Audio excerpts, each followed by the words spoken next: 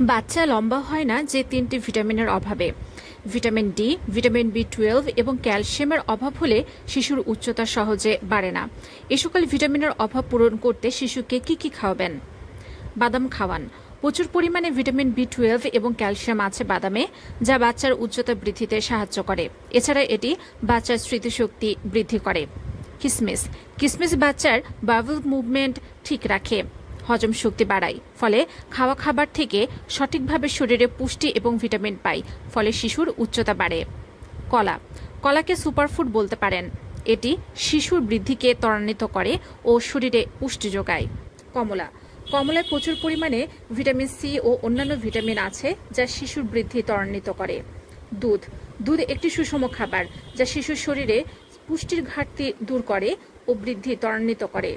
ডিম। ডিম অত্যন্ত পুষ্টিকর একটি খাবার, যা শিশুর শারীরিক ও মানসিক বিকাশের জন্য অত্যন্ত প্রয়োজনীয়। সামুদ্রিক মাছ। সামুদ্রিক মাছে ভিটামিন ডি পর্যাপ্ত পরিমাণে আছে। সামুদ্রিক মাছ শিশুর শারীরিক বিকাশে অত্যন্ত গুরুত্বপূর্ণ।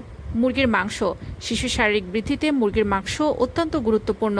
এটি শিশুর উচ্চতা বৃদ্ধির জন্য প্রয়োজনীয়।